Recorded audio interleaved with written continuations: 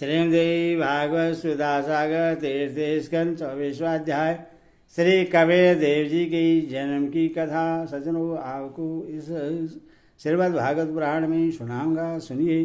श्री मैत्री जी कहते हैं, उत्तम गुणों से शोभित मनु कुमारी देवहूति ने जब ऐसी वैराग्य युक्त बातें कही, तब कृपालु कर्दव मुनि को भगवान विष्णु के कथन का स्मरण हो आया और उन्होंने उससे कहा। कर्दव जी बोले, दोष रहित राजकुमारी, तुम अपने विषय में इस प्रकार खेद न करो। तुम्हारे गर्भ में अविनाशी भगवान विष्णु शीघ्र ही पधारेंगे। फिर ये तुमने अनेक प्रकार के व्रतों का पालन किया है, अथवा तुम्हारा कल्याण होगा। अब तुम स्वयं नियम तप और दानादि करते हुए श्रद्धापूर्वक भगवान का भजन करो।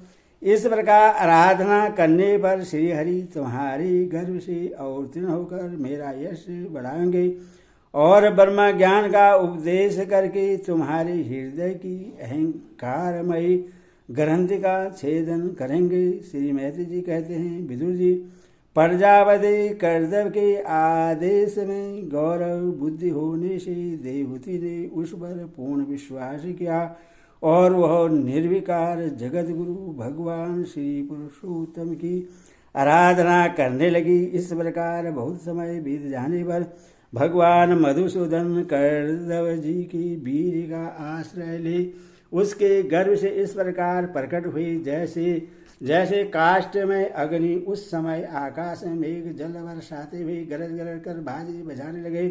गर्दव गणगान करने लगी, अवसराएं आनंद होकर नाचने लगी। आकाश से देवताओं की बरसाई हुई दिव्य पुष्पों की वर्षा होने लगी।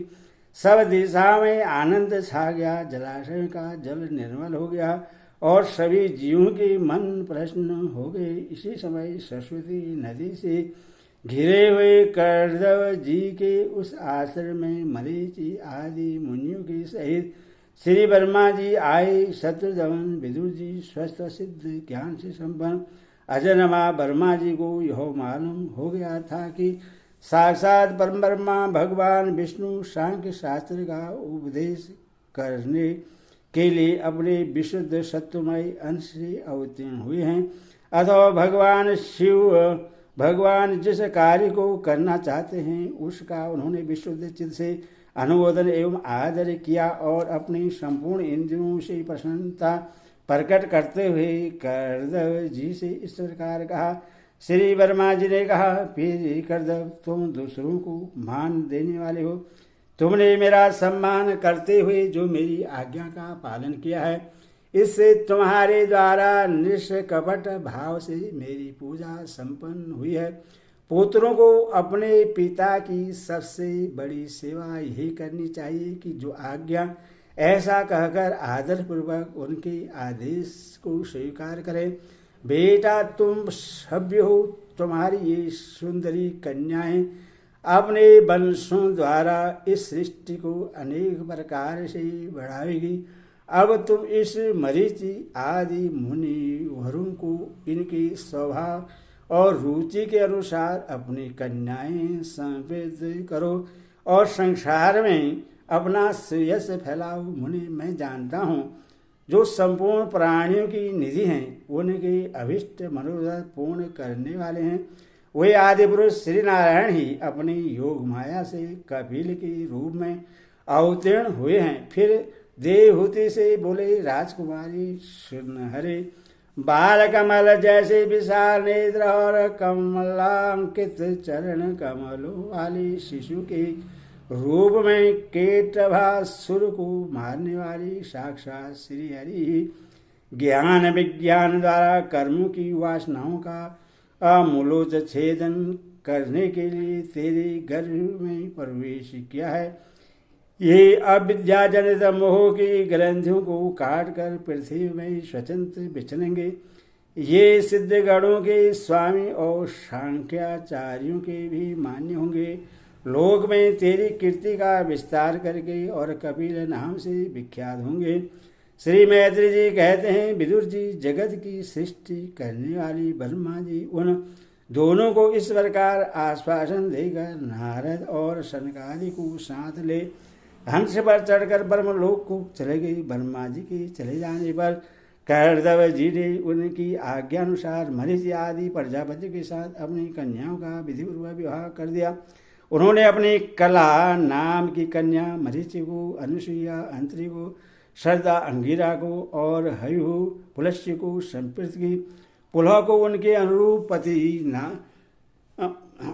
गति नाम की कन्या दी। कीर्त किसान परमसादी क्रिया का विवाह किया।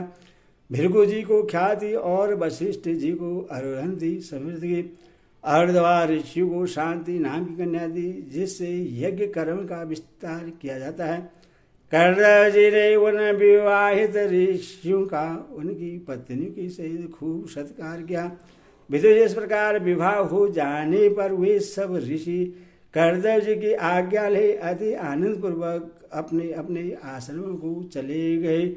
कर्दव जी ने देखा कि उनके यहाँ साक्षात देवादिदेव श्री हरि ने अवतार लिया है, तो वे एकांत में उनके पास गए और उन्हें प्रणाम करके इस प्रकार कहने लगे, अहो अपने पाप कर्म के कारण इस दुखमयी संसार में नाना प्रकार से पीड़ित होते हुए पुरुषों पर देवगण तो बहुत काल बीतने पर प्रश्न होते हैं, किंतु जिनके स्वरूप को योगी जन अनेकों जन्मों के साधन से सिद्ध हुई सुदृढ़ समाधि के द्वारा एकांत में देखने का प्रयत्न करते हैं, अपने भक्तों की रक्षा करने वाले हुए ही श्रीहरि हम विषय लोलुपों के द्वारा होने वाली अपनी अवज्ञा का कुछ भी विचार न कर आज हमारे घर अवतीर्ण हुए हैं।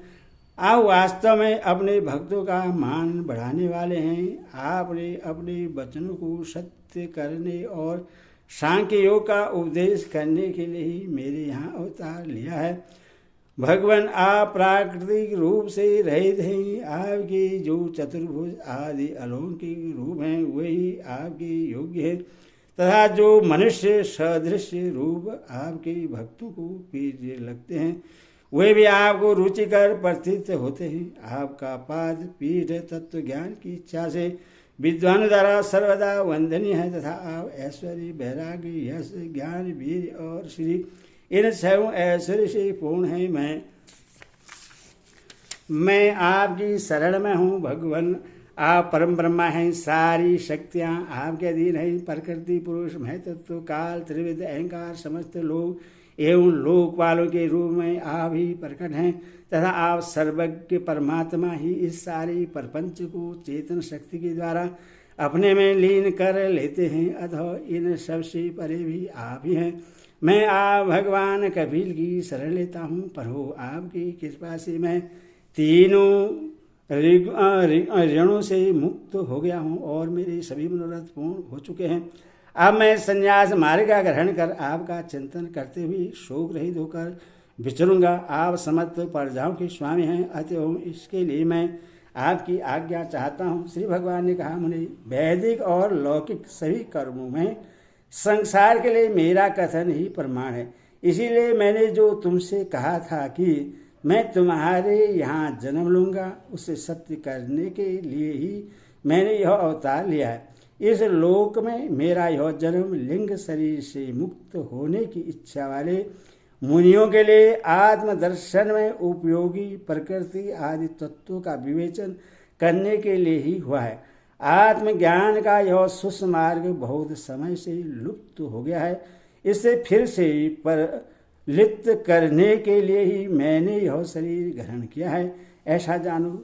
मुनि मैं आज्ञा देता हूँ कि तुम इच्छा अनुसार जाओ और अपने संपूर्ण कर्म मुझे अर्पण करते हुए दुर्जय मृत्यु को जीत कर मोक्ष पद प्राप्त करने के लिए मेरा भजन करो। मैं स्वयं प्रकाश और स्वयं संपूर्ण जीवों के अंतःकरणों में रहने वाला आत्मा हूँ। अतः अब तुम विशुद्ध बुद्धि के द्वारा अपने अंतःकरण में मेरा साक्षात्कार कर लोगे, तब सब प्रकार के शोकों से छूटकर निर्भय पद मोक्ष प्राप्त कर लोगे।